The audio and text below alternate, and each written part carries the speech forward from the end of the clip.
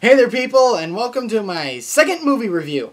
Hopefully this one will be better than the first. This time around I saw the movie 9, and yes, I got that right. This movie is made by Tim Burton, and you pretty much all know what that means. There's obviously going to be a little bit of a level of darkness with this movie, a little bit of wackiness and weirdness that you got to get over at first. Alright, so same game plan as the last review. I'll give you a quick synopsis of the movie, and then I'll give you my 2 cents about what I thought of it. Okay? Okay, so the movie 9 takes place in kind of a post-apocalyptic world. You start off with this one doll, 9, who wakes up in this laboratory. He gets out of the laboratory and starts finding some other dolls of his, you know, the same kind, basically.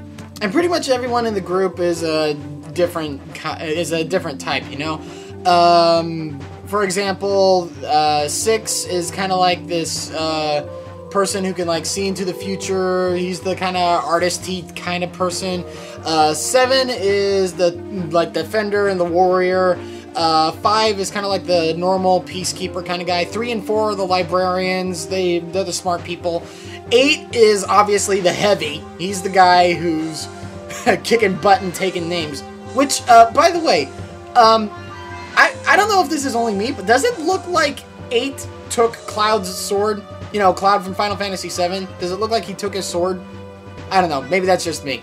So that's the cast. Here's a story in a nutshell. Basically, all of humanity has been wiped out by artificial intelligent robots. Sound familiar? And somehow, now that the humans are gone, these dolls have come back to life.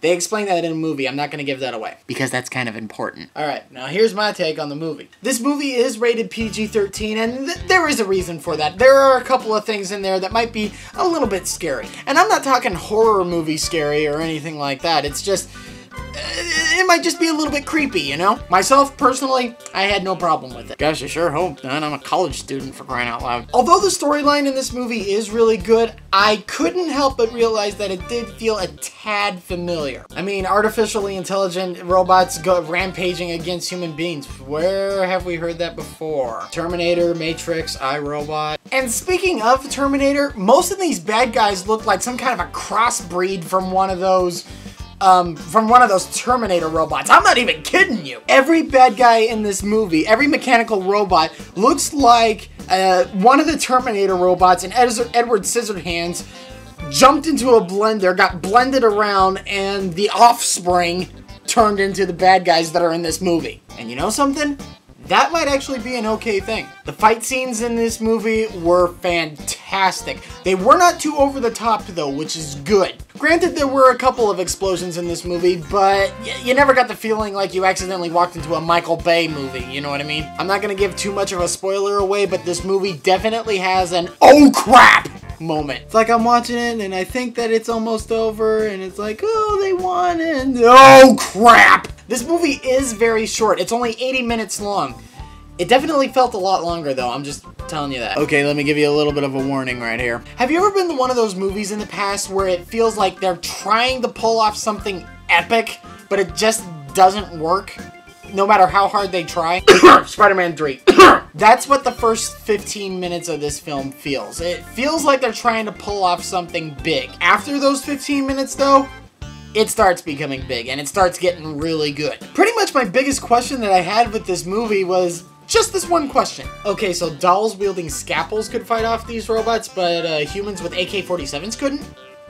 Huh? When I saw the first 15 minutes of this movie, I was about ready to give this movie a 3 out of 5. After I watched the whole thing, though, it gets a solid 4 out of 5. It was definitely worth the money, but if money is a little bit tight right now, this is definitely rental worthy. You will not be disappointed by this.